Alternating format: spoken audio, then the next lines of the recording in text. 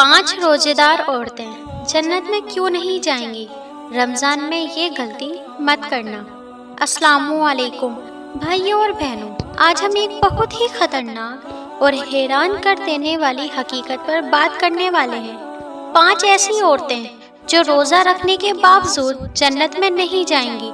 जी हाँ, आपने बिल्कुल सही सुना। रोजा रखकर भी जन्नत नसीब ना हो तो ऐसे इससे बड़ा नुकसान क्या हो सकता है? क्या आप जानते हैं कि ऐसा क्यों होगा? कौन कौन सी गलतियां हैं जो किसी को जन्नत से महरूम कर सकती हैं? अगर आप भी ये गलती कर रहे हैं या आपकी कोई बहन, बीवी या बेटी इस तरह की गलतियों में पड़ी हुई है तो इस वीडियो को आखिर तक जरूर देखें, क्योंकि रमज़ान चला जाएगा लेकिन मौका हाथ से निकल गया तो पछताने के अलावा कुछ नहीं बचेगा। 5 ऐसी औरतें जो जन्नत में नहीं जाएंगी। अब हम उन 5 तरह की औरतों के बारे में बात करेंगे जिनके बारे में हदीसों में आया है कि अगर ये अपनी गलतियों को नहीं सुधारती तो जन्नत में दाखिल नहीं हो पाएंगी। एक, जो गीबत, चुगली और झूठ बोलती है। अगर कोई औरत रोजा रखती है लेकिन फिर भी दूसरों की बुराई करती है, गीबत और चुगली करती है तो उसका रोजा अल्लाह की बारगाह में कबूल नहीं होगा। पैगंबर मोहम्मद सल्लल्लाहु अलैहि वसल्लम ने फरमाया, गीबत करना ऐसा है जैसे अपने मरे हुए भाई का गोश्त खाना। सोचिए, अगर कोई रोजा रखकर भी गीबत कर रहा है तो क्या उसका रोजा सच में काम आएगा? तो जो पर्दे का एहतिमाम नहीं करती और बेहयाई में लगी रहती है।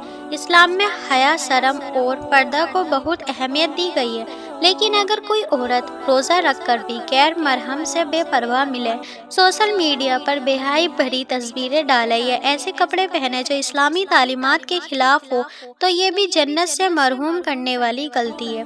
3, जो अपने शौहर की नाफरमानी और बदतमीजी करती है। इस्लाम में शौहर और बीवी का रिश्ता बहुत पाक है, लेकिन अगर कोई औरत अपने शौहर की नाफरमानी करती है, इससे झगड़ती है, बदतमीजी से पेश आती है, तो ये बहुत खतरनाक गलती है।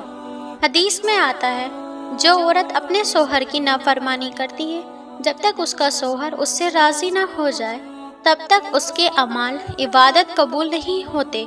मतलब अगर कोई औरत रोज़ा रखकर भी अपने शौहर से गलत तरीके से पेश आती है तो उसका रोज़ा उसे जन्नत में नहीं ले जाएगा। 4, जो माँ बाप की नाफरमानी करती हैं। इस्लाम में माँ बाप का दर्जा बहुत ऊंचा है, लेकिन अगर कोई औरत रोज़ा रखकर भी माँ बाप की नाफरमानी करे, उनकी बात ना माने, उनका दिल दुखाए, तो ये बहुत बड़ा गुनाह है। कुरान में अल्लाह ताला फरमाता है, और माँ बाप के साथ भलाई से पेश आओ। अगर उनमें से कोई एक या दोनों बुढ़ापे को पहुँच जाएं, तो उन्हें उफ तक न कहो। अगर कोई रोज़ा रखकर भी माँ बाप का दिल दुखा रहा है तो क्या उसका रोज़ा उसे जन्नत में ले जाएगा? 5, जो दूसरों पर जुल्म करती है और हक मारती है। अगर कोई औरत रोज़ा रखकर भी लोगों पर जुल्म करती है, गरीबों का हक मारती है, नौकरों से बुरा सलूक करती है, तो ये बहुत खतरनाक अमल है।